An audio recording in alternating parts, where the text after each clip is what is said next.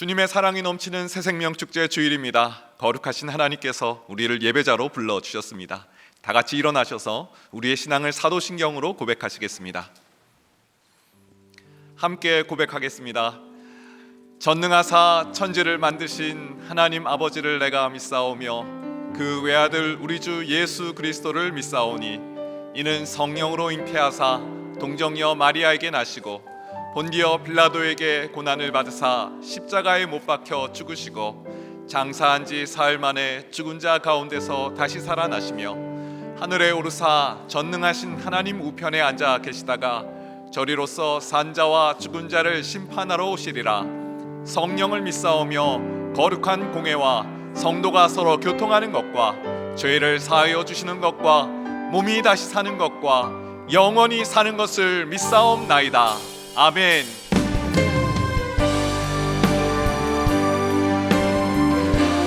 우리의 마음과 정성과 뜻을 다하여 하나님을 찬양하며 나아갑니다. 찬양하며 주님을 예배할 때 하늘 가득한 주의 영광 보리라. 나를 통하여 나의 입술을 인하여 주의 이름 높임을 하소서.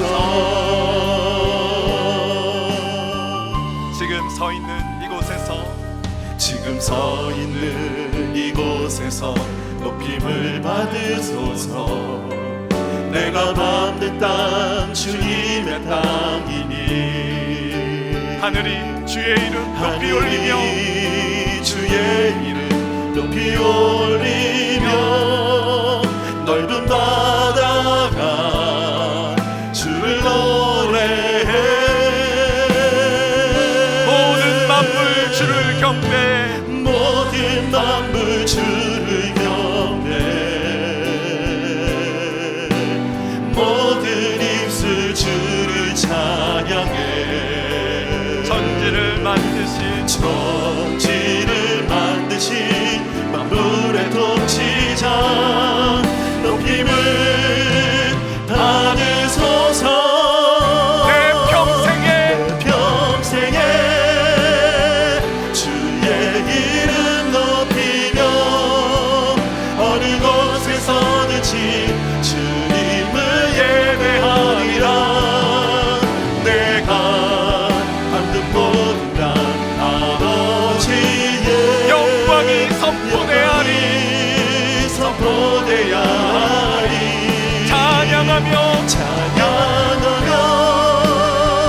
주님을 예배할 때 하늘 가득한 주의 영광 보리라. 나를 통하여 나의 입술을 인하여 주의 이름 높임을 받으소서. 찬양하며 주님을 예배할 때 하늘 가득한 주의 영광 보리라.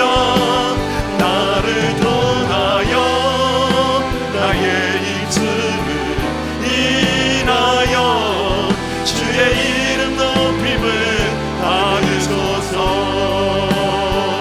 이곳에 오셔서 이곳에 앉으소서. 이곳에서 드리는 예배를 받으소서. 주님의 이름만이 오직 주의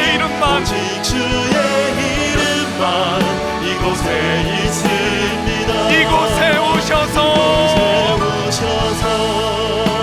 이곳에 앉으소서. 이곳에서 드리는 예배를 받으소서. 주님의 이름만이 오직 주의 이름만 높임을 받으소서. 영광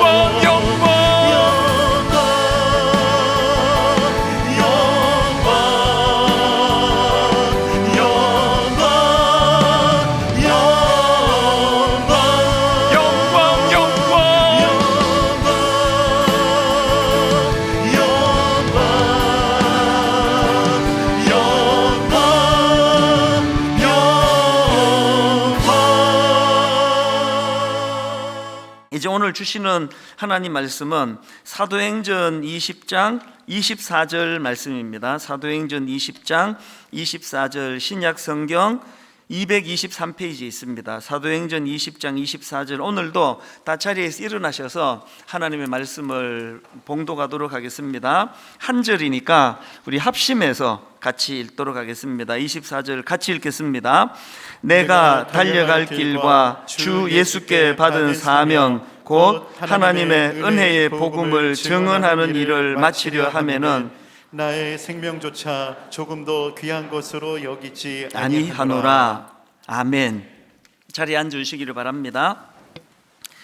오늘 설교는 그 두 가지 이야기를 드리는 것으로 시작하려고 하는데요. 하나는 이제 지난 추석 연휴 때 돌아가신 어느 할머니 이야기입니다. 이 할머니가 연세가 94세신데 무엇이 화제인가 보니까요, 이 할머니가 그 의사분이신데요, 놀랍게도 돌아가시기 직전까지 매일 10명 이상의 환자를 돌보는 그야말로 우리나라의 최고령 의사셨다. 이것이 이제 화제가 됐습니다. 그래서 이제 많은 신문들이 이걸 아주 경이롭게 다루고 또 표현하는 것을 봤는데요. 예를 들면은 머리 기사부터가 되게 경이롭습니다. 이렇습니다. 하늘이 부를 때까지 94세 의사는 진료를 멈추지 않았다. 또 이런 머리 기사도 있습니다. 죽음 직전까지 환자 돌본 94세 여의사 힘내 말 뒤로 떠났다. 이거 대단한 거 아닙니까? 저희 어머니가 연세가 비슷하셔서 저는 참 마음이 아팠습니다. 이 90세가 넘어가시면은 사실은 이게 거동하시는 것도 참 불편하시고 그런 연세인데, 아니 어떻게 돌아가시기 직전까지 94세 할머니께서 어떻게 10명 이상의 환자들을 돌보고 또 이제 요양병원에서 이제 많은 우리 어른들에게 참 희망이 되어 드리고 그런 일을 하다가 돌아가셨다는 겁니다. 그래서 제가 그게 참 인상에 남아가지고 이제 검색을 해서 좀 기사들을 뒤져보니까요, 정말 귀감이 되는 삶을 사셨더라고요. 평생을 남을 위해서 섬기는 그런 삶을 사셨다. 오래 이런 섬김의 삶을 살기 위하여 소식하시고 건강관리를 운동을 아주 철저히 했다. 그런 이야기들이 이제 기사에 많이 뜨는 것을 제가 봤습니다. 이게 첫 번째 이야기고요. 이 두 번째 이야기는 카네기 행복론이라는 책에 나오는 한 이야기입니다. 1945년도에 해군 소속으로 전쟁에 참전했던 로버트 무어 씨 이야기인데요. 이 로버트 무어라는 이분이 이제 어느 날 전쟁에 참전해가지고 이제 잠수함에 탑승을 했는데요.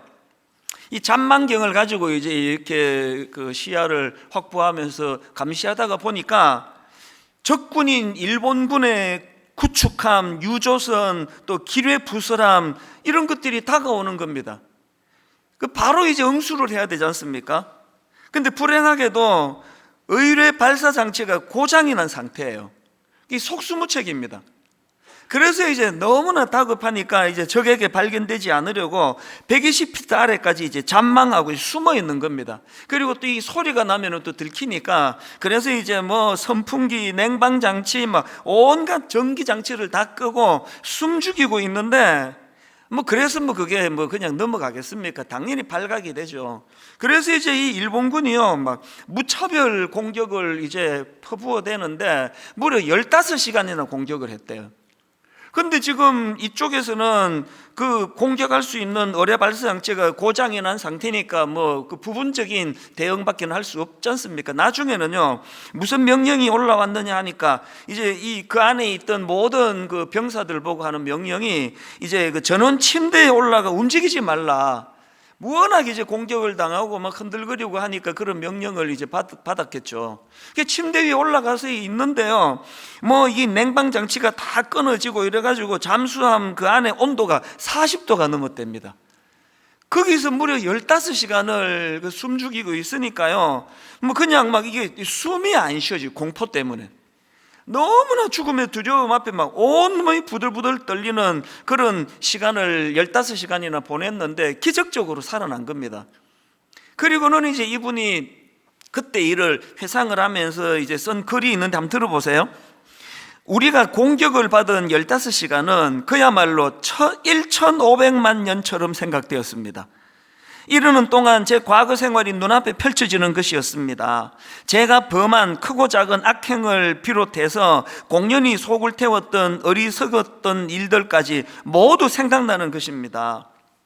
이분이 해군에 입대하기 전에 은행원이었는데요, 월급은 박하고 근무 시간은 길고 이 진급할 가망은 보이지 않고, 그래서 이런저런 불만과 불평이 많았나 봅니다. 그런데 15시간을 이제 이대로 죽는 거지 어떻게 살겠냐고, 그런 죽음의 공포 속에 갇혀 있으면서 옛날 생각이 자꾸 이제 떠오르는데요, 그 다음 내용을 보세요. 그도 그럴 것이 집 하나 장만하지 못했고 새 차도 살 수 없었고 아내에게 변변한 옷 한 벌 사줄 수도 없는 형편이었거든요. 또 언제나 잔소리만 늘어놓는 늙은 상사를 대하기도 진저리가 났었습니다. 이제 그 침대 위에 40도 넘는 죽음의 공포 속에 두려워 떨면서 시간이 기니까요, 온갖 이제 옛날 생각이 다 떠올랐을 거 아닙니까? 그 모든 게 다 후회가 되더라는 겁니다.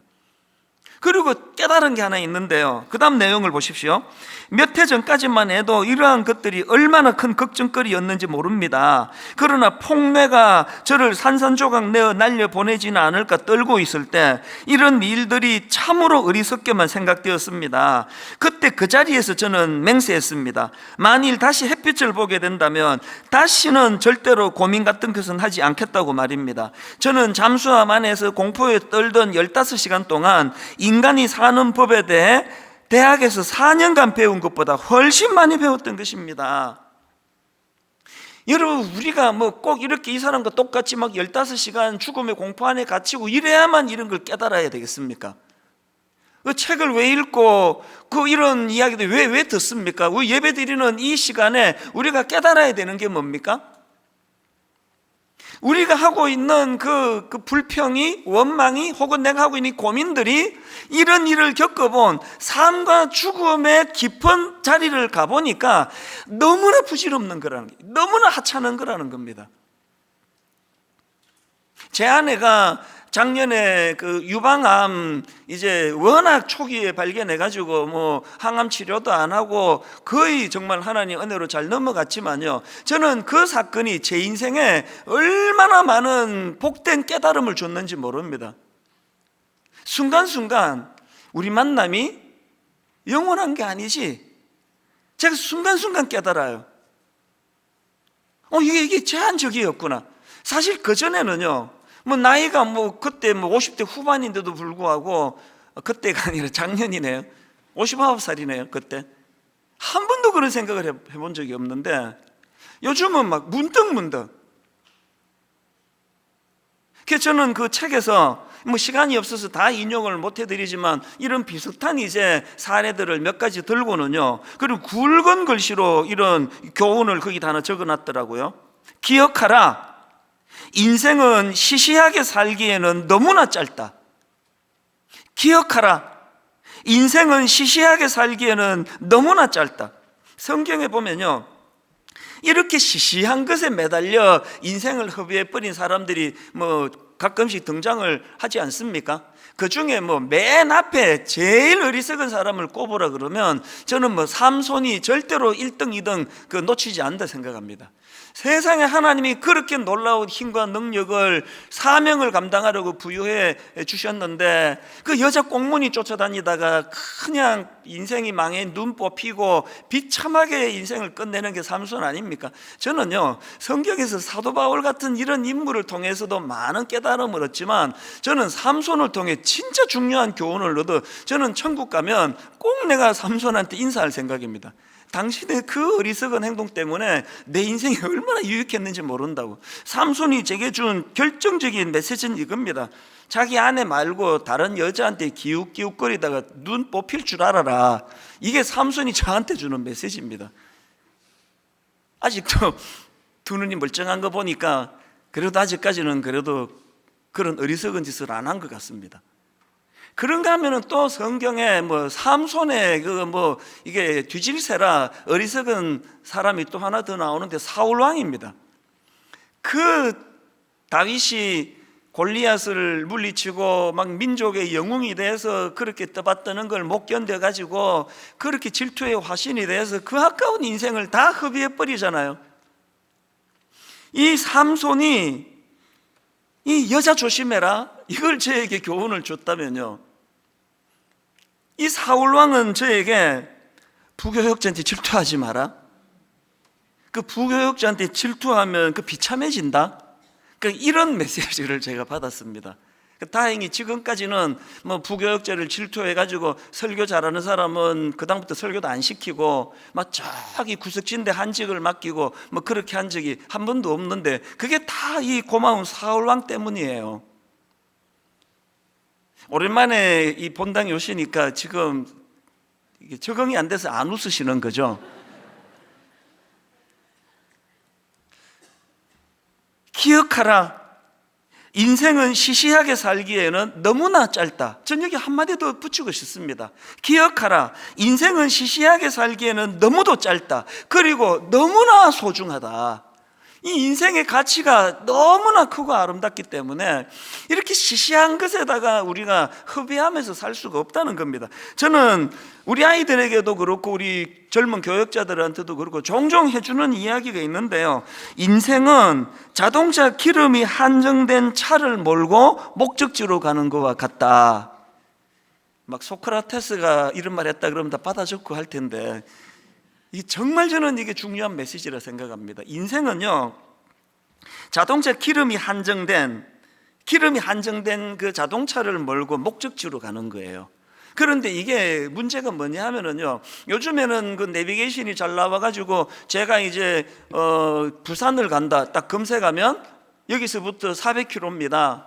제가 여기서 이제 전라도 광주를 간다 딱 그러면 그 300km입니다. 이게 다 나오잖아요. 제가 부산을 가려고 딱딱딱딱 검색을 했더니 400km라고 나오는데 계기판을 봤더니 기름이 400km 가게 돼 있습니다. 더 불행한 거는요, 우리 자동차는 기름 떨어지면 휴게소 가서 바로바로 채울 수 있지만 인생의 항로에는 중간에 기름 넣을 곳 없습니다. 수많은 그 진시 황제를 포함해 가지고 수많은 중간에 그 기름 넣으려고 시도했던 모든 사람들이 다 실패로 돌아간 거 아시지 않습니까?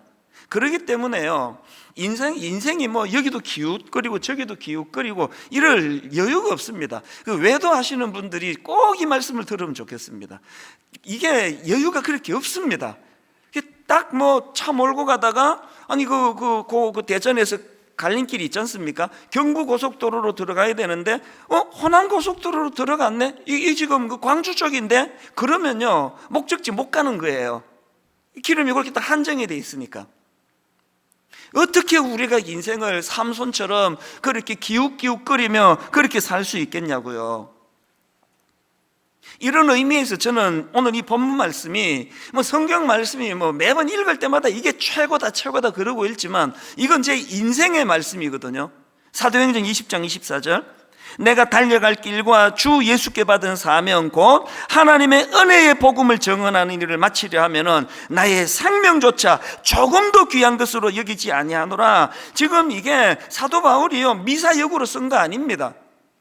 그의 삶을 보면, 그리고 이 본문의 지금 배경 자체가 무슨 따뜻한 혹은 에어컨 켜놓고 안락하게 책상에서 그런 문학으로 쓴 거 아닙니다. 이 본문 바로 앞에 22절을 보십시오. 보라, 이제 나는 성령에 매여 예루살렘으로 가는데 거기서 무슨 일을 당하는지 알지 못하노라. 오직 성령이 각 성에서 내게 증언하여 결박과 환난이 나를 기다린다 하시나. 그러나 본문 24절, 내가 달려갈 길과 주 예수께 받은 사명 쭉 나오는 거거든요.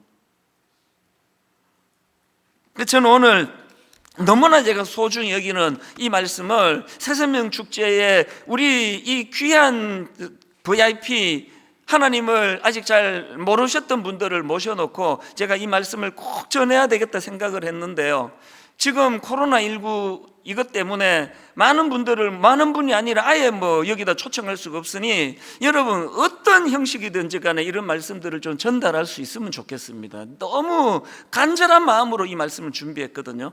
저는 오늘 이 본문 말씀을 가지고 그 시시하게 살지 않기 위해서 인생이 구비해야 될 한 3가지 종류를 제가 좀 준비를 했는데요. 자, 여러분, 시시하게 살지 않는 인생의 모습 3가지입니다. 첫째가 뭐냐? 흔들림 없는 삶의 방향. 제가 부연 설명으로 목적지를 안다는 것, 이렇게 제가 부연 설명을 달았는데요. 앞에서 말씀드렸잖아요. 인생에 기름이 많지 않습니다. 우리가 이 땅에 태어나 목적지를 향해 한번 달려가는데 막 이게 뭐 이것도 해보고 흥청망청 뭐 삼손처럼도 또 사울처럼도 이렇게 살아보고도 여유 있지 않습니다. 절대 그런 게 아닙니다. 인생인 게. 제가 이제 이 새세면 축제 말씀을 준비하면서 예전에 읽었던 그 목적이 이끄는 삶, 제가 이제 이걸 꺼내 놓으니까 제 아내가 그거 추억을 돋게 하네요. 개척 초기에 이 책을 가지고 우리가 40일 새벽 기도도 하고 또 매주일마다 이제 이 말씀을 같이 나누었던 기억이 있는데요. 이제 오랜만에 이 책을 꺼내갖고 다시 읽다가 보니까 아니 옛날에 내가 그렇게 많이 읽었는데 몇 번이나 읽었는데 발견을 못한 글 하나가 있었습니다. 이 왜 발견 못했을까 보니까 이게 추천사에 있었더라고요. 저도 이제 가끔씩 책 추천사 의뢰하면 이제 쓰는데 안 써야 되겠다 했습니다. 사람들이 추천사는 잘 안 읽는구나. 홍정길 목사님이 이제 원로 목사님이 되신 홍 목사님이 그 추천사를 쓰셨는데 거기에 이 노젓는 법을 이제 설명을 하시는 겁니다. 목사님이 어릴 때 이제 친구들하고 또 선배 몇 분하고 이제 그 배를 타러 가셨나 봅니다. 그래서 이제 노를 젓는데요. 이게 아무리 열심히 노를 저어도 배가 뭐 기우뚱거리기만 하고 제자리만 맴도는 거예요. 계속. 막 이제 뭐 어떤 친구들은 막 저기까지 앞서가고 그러는데 이 목사님은 막 계속 제자리만 뱅뱅뱅 도는 겁니다. 그랬더니 어느 선배님이 보시고 이제 이게 좀 안쓰러우셔가지고 가르쳐 준 겁니다. 이렇게 조언을 했습니다. 그 배를 보지 말고 가고자 하는 목표를 보면서 저으면 배가 그리로 가게 된다. 뭐 그 말 듣고도 뭐 시큰둥하게 받았는데요. 계속 이게 막 제자리만 도니까 이제 이 목사님이 그 선배님이 가르쳐 주신 대로 이제 앞을 향해서 목적지를 향해 바라보면서 노를 저으니까 신기하게 그때부터 이제 이 배가 가기 시작하더라. 목표를 향해서 그런 내용의 글이 거기 있는 겁니다. 이게 저에게 참 굉장히 중요한 메시지가 되더라고요. 오늘 여러분 얼마나 열심히 사십니까? 여기 솔직히 난 가장인데 아버지고 뭐고 난 그냥 난 노는 게 좋다. 난 게으르는 게 좋다. 그리고 침대에 누워서 하루 종일 주무시고 이런 분 여기 아무도 없을 거예요. 나름대로 아침 일찍 일어나 밤 늦게까지 얼마나 수고하십니까? 그런데 이게 그냥 열심히 노를 젓기는 젓는데 제자리만 뱅뱅 도는 것 같은 그 인생 아닙니까? 어떻게 하면은 이 제자리를 맴도는 이 현실을 우리가 박차할 수 있느냐? 그 선배님 좋은 그대로입니다. 눈앞에 있는 배만 보지 말고 가고자 하는 목표를 보면서 노를 저으면 배가 그리로 가게 된다.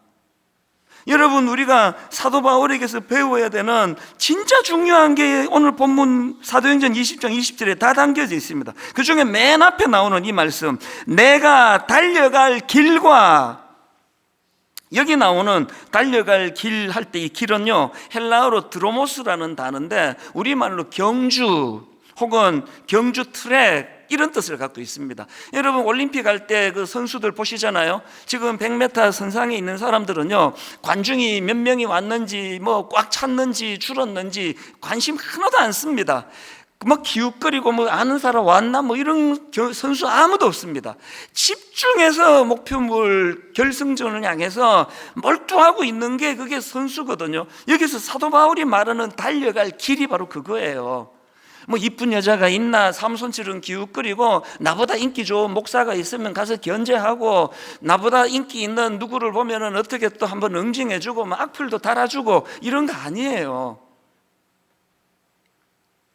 그런가 하면은 두 번째로 여러분 시시하게 살지 않기 위해 하나 더 구비해야 되는데 그게 뭐냐? 수행해야 될 역할이 있다는 걸 인식하는 거예요. 할 일이 있다는 사실을 인식하는 겁니다. 20장 24절 바로 그 다음 내용이 그거 아닙니까? 내가 달려갈 길과 그 다음에 주 예수께 받은 사명. 사도 바울이 끝까지 시시하지 않을 수 있었던 건요, 자기가 만든 사명이 아니라 주님이 주신 사명이 있었기 때문이거든요. 간혹 이제 우리 목사님들 중에도 가끔 그런 분들이 계시는데요, 그 사업을 하시는 분이 그 나이에 비해서 꽤 빨리 성공하신 분, 이게 막 엄청 그 부를 이루신 분, 또 이게 빨리 또 뭐 정치가로서의 꿈을 이루신 분, 이런 분들 중에 간혹 결정적으로 외도를 하거나 공금을 횡령하거나 이래가지고 도중 하차하는 분들이 꽤 많이 있습니다. 생각보다. 저는 그 이유를 너무 잘 알아요. 너무 빨리 목표를 이룬 거예요. 자기가 만든 목표. 중국 속담에 늘 제 마음에 그 경구가 되는 그 소년 등과라는 사자성어는 제 마음에 너무나 중요한 메시지. 너무 일찍 과거에 급제한 사람은 다 망한다, 뭐 이런 뜻이라고 그러더라고요. 사도 바울은 그렇게 위대한, 많은 사람들이 그를 참 위대하다고 인정하는 대사도가 되었지만 마지막 순간까지 흐트러지지 않을 수 있었던 것은 자기가 만든 그런 꿈이 아닙니다. 하나님이 주신 꿈, 하나님이 주신 그 사명이 있었기 때문에 막 사람들이 뭐라고 자기를 떠받들든지 간에 아직 나는 달려갈 길이 남았다, 그러니까 옆길로 그 한눈 팔 정신이 있겠습니까? 여러분이 수행해야 될 역할, 그래서 저는 사도 바울에게 감동이 되는 게 빌립보서 1장 21절부터 한번 내용이 너무 감동적이에요. 이는 내게 사는 것이 그리스도니 죽는 것도 유익함이라. 그러나 만일 육신으로 사는 이것이 내 일의 열매일진데 무엇을 택해야 할는지 나는 알지 못하노라. 내가 그 둘 사이에 끼었으니 차라리 세상을 떠나서 그리스도와 함께 있는 것이 훨씬 더 좋은 일이라 그렇게 하고 싶으나 내가 육신으로 사는 것이, 잘 들어보세요, 내가 육신으로 있는 것이 너희를 위하여 더 유익하기 때문에 내가 오늘도 살려고 이렇게 애를 쓴다. 두 죽음과 삶 사이에 끼어 있다는 거예요. 나 자신을 위해서는 이렇게 고난스럽고 힘든 이 땅 빨리 정리하고 천국으로 가 주님 곁에 가는 게 내게 훨씬 유익하지만, 그러나 나는 더 살아내기를 원한다. 너희들에게 내가 유익하기 때문이다. 이게 하나님 주신 사명을 이해하는 사람이에요. 94세 된 그 할머니가 사실 내가 그 기사를 보면서 마음으로 빌었거든요. 그리고 확신했거든요. 이분 크리스찬이다. 크리스찬이기를 바란다. 이 목사의 병이에요. 이 직업병. 이 뭐 훌륭한 분 보면은 이분이 예수 믿는 사람이면 좋겠는데 막 뒤졌더니 권사님이시더라고요. 너무 기뻤습니다. 이 권사님이 우리나라 최고령 의사 기록을 내실 수 있었던 것은 하나님이 주신 사명이 있기 때문에 돌아가시기 직전까지 10명 이상의 환자들을 돌보고 나중에 요양병원에서 그 또래분들의 그 쓸쓸함을 달래주고 위로해주고 그런 사명이 있었기 때문에 94세까지, 제가 그 기사 읽으면서 꿈이 생겼습니다. 우리 교회 의사 집사님 95세 기록을 깨주시기를 바랍니다. 95세 현역으로. 이 사명이에요. 이런 사명을 갖고 있을 때 시시한 인생이 될 수 없는 거 아닙니까? 마지막 세 번째로 시시한 인생이 되지 않기 위하여 하나 더 갖추어야 되는데요, 죽음에 대한 이해.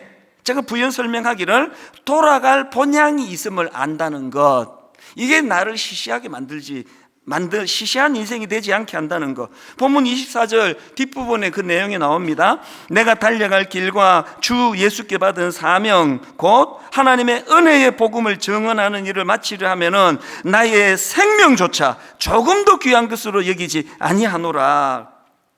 제가 오래전에 일이긴 한데요, 로마를 방문한 적이 있습니다. 그게 집회가 있어서 이제 로마를 갔더니 너무너무 고맙게도 집사님 몇 분들이 이제 목사님 설교 인터넷에서 잘 듣고 있습니다 그러면서 며칠을 저한테 딱 붙어서 너무너무 맛있는 것도 사주시고 막 좋은데 구경도 데려가시고 그래서 뭐 콜로세움을 위시해서 그 관광객들이 많이 모이는데 여러 군데를 다녀왔거든요.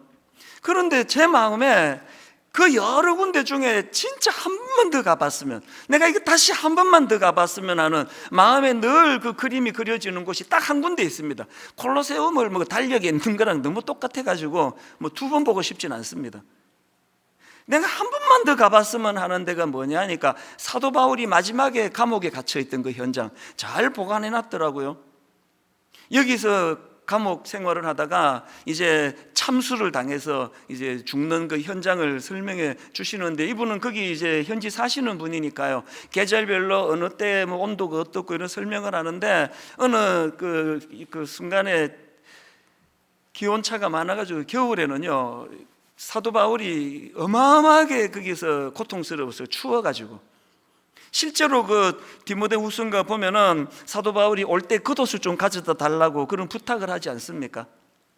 그렇게 비참하게 감옥 생활을 하다가 이제 참수를 당해서 인생을 끝내는데, 제가 그때 받았던 경외감이 뭐냐 하면은요, 제가 미국의 필러 신학교에서 공부할 때 노 교수님의 말씀 한번 말씀드렸잖아요. 의외로 많은 지도자들이 끝까지 완주하는 경우가 드물다. 중간에 변질되고 중간에 엉뚱한 도로 새는 그런 지도자들이 많다는 그 이야기가 늘 마음에 두려움이 되는데, 제가 사도 바울을 향한 경외감과, 그리고 사도 바울을 보면서 제가 뭐 그분하고 저하고 이게 영향을 갖다 댄다면은 그분은 만이고 저는 1밖에 안 되는 존재지만, 저는 사도 바울과 제가 공통점 하나 갖기를 원합니다. 이게 내 소원이에요. 끝까지 완주한 거. 그분은 마라톤을 제일 1등으로 달려갔지만 난 꼴찌로 간다 할지라도 사도 바울과 제가 공통점으로 갖고 싶은 건 인생을 완주하고 싶습니다. 도중하차하지 않고. 저와 여러분이 몇 등 등수 따지지 아니하고 완주하기를 원합니다 한다면 하나님 앞에 은혜를 구해야 되는데요, 사도 바울은 어떻게 끝까지 그 고난의 길을 변질되지 않고 완주할 수 있었을까? 바로 그 대답이 디모데후서 4장에 나와 있는 걸 제가 이번에 새롭게 또 감동이 되더라고요. 6절부터 보십시오. 전제와 같이 내가 벌써 부어지고 나의 떠날 시각이 가까웠도다. 나는 선한 싸움을 싸우고 나의 달려갈 길을 마치고 믿음을 지켰으니. 아니 이게 지금 이게 임종 직전, 죽음 직전 아닙니까? 아니 어떻게 임종을 앞둔 어른이 이 순간까지 이런 고백을 할 수 있나 봤더니요, 어떻게 이게 가능했나? 그 이유가 바로 그 다음 8절에 나오더라고요. 어떻게 이런 죽음을 앞두고도 흐트러짐이 없이 나의 달려갈 길을 내가 이제 다 마치고 이제 정리할 때라고 말할 수 있었나 보니까 8절에 이렇게 나옵니다. 이제 후로는 나를 위하여 의의 면류관이 예비되었으므로. 저는 이 두 문장이에요. 이 두 마디가요, 이제 후로는 이 죽음이 끝이 아니라는 겁니다. 이제 후로는, 그 다음에 나를 위하여 이 땅에서의 사명을 많이 감당한 자들에게 주시는 의의 면류관을 사모하는 마음이 사도 바울에게 있었던 겁니다. 최근에 나온 책 중에 팀 켈러 목사님이 쓴 죽음에 관하여라는 책이 있는데요, 거기서 정말 제가 감동이 되는, 은혜가 되는 문장을 몇 개 발견했는데 이런 대목이 나옵니다. 우리는 죽음을 두려워하며 살 게 아니라 죽음을 영적 후자극제로 봐야 한다. 여기 나오는 이 후자극제라는 건 우리말로는 좀 생소한 표현이에요. 이 팀켈러 목사님이 미국 사람이니까요, 이게 원문으로 영어로 된 이 부분을 보면은 이 후자극제가 뭐냐 하면은 스멜링 솔트예요. 이게 뭔가를 그 사전을 찾아보시면요, 이 스멜링 솔트를 이렇게 설명합니다. 의식을 잃은 사람의 코 밑에 대어 정신이 번쩍 들게 할 때 쓰던 화학 물질. 사도 바울은 죽음을 어떻게 인식하느냐? 의식을 잃은 사람의 코 밑에 대해서 정신을 번쩍 들게 하는 화학 물질 같은 것이다. 자, 이게 무슨 뜻인지 그 다음 내용을 한번 보십시오. 죽음은 우리를 흔들어 깨워 이 생이 영원하리라는 착각에서 벗어나게 해준다. 죽음이 뭐라고요?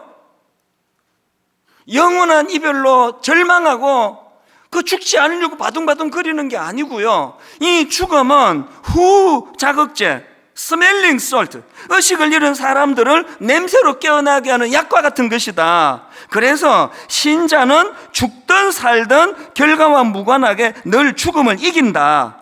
예수 그리스도께서 죽음을 이기셨기에 이제 죽음이 할 수 있는 일이라고, 이 잘 들어보세요. 이제 죽음이 할 수 있는 일이라고는 우리를 지금까지보다도 더 행복하고 더 사랑받는 존재가 되게 하는 것뿐이다. 근래에 이렇게 주옥 같은 글을 저는 읽어본 적이 없습니다. 죽음이 뭐라고요? 이제 죽음이 할 수 있는 일이라고는 우리를 지금보다도 더 행복하고 더 사랑받는 존재가 되게 하는 것뿐이다. 이 죽음이래요. 죽음이 의식을 잃은 사람의 코 밑에 대서 정신이 들게 만드는 화학 물질이에요. 무슨 정신을요? 자꾸 죽음이 끝이라고, 이 땅이 전부라고, 이렇게 그 이상한 소리 하는 사람들에게 정신을 번쩍 들게 하는 약이, 화학 물질이, 그게 죽음이래요. 사도 바울이 죽음에 대하여 이런 이해를 하고 있으니, 그래서 그 책에 보면은요, 현대인들이 지금 이 죽음에 대한 정리가 잘 돼 있지 않아서 인생이 이렇게 혼란스럽고 타락하고 방종하고 그렇게 된다는 겁니다. 그 다음 이런 내용이 있습니다. 현대 문화에서 섹스와 연애, 돈과 출세, 정치와 사회운동 등 수많은 요소의 비중이 지나치게 비대해진 현상은 현대인이 죽음 앞에서 신과 종교에 의지하지 않고도 의미를 느끼려고 한다는 방증이다. 한마디로 말해서 죽음에 대해서 오해하고 있다는 거. 이 땅이 전부인데 막 그냥 남편 아내 막 숨겨가면서 막 한 여자랑 내가 만족이 돼? 어떻게 내가 한 남자로 끝낼 수 있냐고. 막 누려야지, 즐겨야지, 돈 벌어야지. 그렇게 집착하다가 허무하게 끝나버린다는 겁니다. 사도 바울이 임종을 앞두고도 어떻게 그렇게 담대할 수 있었냐고요? 자기가 생각하는 죽음은요, 정신 잃은 사람한테 코 밑에 대가지고 정신이 번쩍 들게 하는 화학 물질로 이해했으니까. 사도 바울이 이해하는 이 죽음이라는 것은 이제 죽음이 할 수 있는 일이라고는 우리를 지금보다 더 행복하고 더 사랑받는 존재가 되게 하는 것밖에 없다. 왜? 죽음은 우리를 하나님 나라로 인도하니까. 이 확신이 있으니까 이 땅에서 조급함이 없는 거예요. 사도 바울이 시시한 인생으로 살지 않을 수 있는 비결을 우리가 이것을 배워야 돼요. 아까 제가 그 의사, 94세 의사, 그 성함이 한원주 권사님이시더라고요. 이분이 이제 그 쓰신 책이 있는데요. 이번에 제가 그래서 이것도 구해서 제가 읽어봤는데, 백세 현역이 어찌 꿈이랴. 그 책에 보니까요, 이런 헌신적인 삶을 살게 된 계기가 있더라고요. 약 40년 전에 사랑하는 남편이 갑자기 돌아가셨어요. 40년 전 해봐야 뭐 50대 중후반 연세이긴 한데요. 그래서 이제 그 일을 계기로 병원을 다 정리하고 의료 선교 의원을 운영하고 수십 년간 무료 진료 봉사를 하고 그런 삶을 이제 살게 됐는데, 그 책에서 이런 내용을 담고 있습니다. 내용입니다. 그러던 어느 날 남편의 죽음은 나의 육신과 영혼을 송두리째 뒤흔들어 놓았다. 그의 죽음은 우리 모두를 당혹해 했다. 특히 그의 순수한 학구열을 누구보다도 잘 알고 이해하고 있던 나는 번뇌가 클 수밖에 없었다. 남편이 가고 나니 나의 인생관도 바뀌었다. 재물도 명예도 지위도 부질없는 것이라는 마음이 엄습했다. 인생의 위기가 온 거예요. 그렇게 부를, 그렇게 의사로서 명예를, 그렇게 모든 걸 다 누려도 다 허무한 거예요. 남편이 뭐 부부간에 금슬이 너무 좋으셨는지 그런 허무가 찾아올 때, 인생에게 위기가 왔을 때, 그 다음 글을 보세요. 허전하고 허망한 심정을 달랠 길을 갈망하면서 눈물로 기도하며 하나님께 매달렸다. 그 길 밖에는 내 마음을 가라앉힐 방법이 없었다. 그래서 새벽 기도를 나가기 시작했대요. 새벽마다 하나님 앞에 은혜를 구하며 새벽마다 하나님 앞에 이 허무하고 허망한 마음을 주님 앞에 토해 놓았을 때, 제가 이 글을 읽는데요, 지난주 여러분께 보여드렸던 그 사진이 떠오르는 거 아닙니까? 다시 한번 화면으로 보시겠습니까?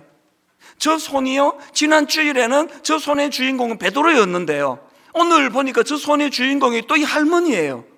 50대 인생의 위기가 왔을 때, 점점 빠져들어갈 때, 남편의 부재가 어떤 것도 다 시들하게 만들 그때에, 그 새벽기도 나가서 하나님 껴내려 구했을 때, 그 손을 잡아 가치 있는 인생으로 만들어 주셔서 우리나라 최고령 의사, 수많은 신문들이, 어떤 유력한 정치가라도 저는 이렇게 많은 신문들이 의미 부여하면서 그의 죽음을 다루는 기사를 저는 근래에 본 적이 없습니다.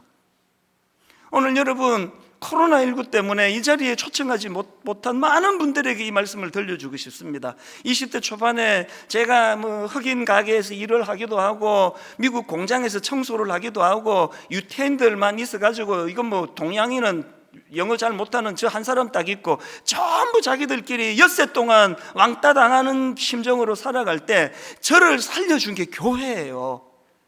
교회가 없었으면 전 죽었습니다. 지금 그 빚을 제가 갖고 있는 거거든요. 영적으로는 손을 내밀어 주시는 주님이 계시고, 결론을 저는 이렇게 맺기를 원합니다. 텅 빈 들판에 홀로 서 있는 것 같은 느낌을 가질 때가 있습니다. 제가 이렇게 큰 교회 목사고, 이 동네에서 길을 걸으면 10걸음에 한 분씩 만납니다. 아는 분을. 이렇게 아는 분이 많고 또 만나야 될 분이 많은 제가 때때로 텅 빈 들판에 혼자 서 있는 것 같은 그런 고독을 느낄 때가 가끔씩 있어요. 가끔보다 더 자주 일어납니다. 이게 인생입니다. 여러분, 인생길 가다가 아까 그 94세 의사 할머니가 겪으셨던 것처럼 이런 그 블랙홀 같은 데 이렇게 쑥 빠져들어갈 때도 있는가 하면, 그런 어떤 결정적인 어떤 일이 아니더라도 결국 혼자구나, 나 혼자네, 이게 인생입니다. 그런데 아까 10년을 20년을 그 남편의 영혼을 위하여 기도해 오신 그런 분들의 그 기도들 보면서, 어제 지난주 그 일부 특송을 했던, 1부부터 5부까지 특송을 했던 우리 고승아 지선이 시간이 없어서 그 제게 보내온 편지를 소개를 못하는 게 너무 아쉬운데요, 연로하신 부모님, 그 어머니 청력을 점점 잃어가시는데, 나는 우리 엄마와 부모님과 영원히 하나님 나라를 가고 싶어하는 그런 애절한 마음들이 그 곡을 본인이 직접 만들게 만든 그 찬양을 나중에 한번 들어보세요. 혼자가 아닙니다. 제가 시카고에서 너무나 인생의 밑바닥을 괴로워할 때 주님이 영적으로는 손을 내밀어 주셨고, 교회에서 수많은 믿음의 형제자매 어른들이 저를 실제로 껴안아주고 등을 두드려주는 그 은혜를 입었기에 오늘 이 자리에 제가 설 수 있게 된 거거든요. 새세면 축제 왜 합니까? 여러분도 그렇게 되기를 원해서 초청을 하는 거거든요. 꼭 이 설교와 이 메시지를 좀 전달이 돼서 이 마음을 같이 좀 누리시면 좋겠습니다. 우리 주 예수 그리스도의 은혜와 하나님 아버지의 다함없는 사랑과 성령님의 감동, 감화, 위로교통 충만하심의 역사가 길 잃은 영혼들을 올바른 길로 인도해 주시는 그 주님을 의지하며 그 주님을 바라보며 그 주님의 이끄심대로 살아가기로 다짐하며 예배하는 모든 주의 자녀들 머리 위에 지금부터 영원토록 함께 하시기를 간절히 축원하옵나이다. 아멘.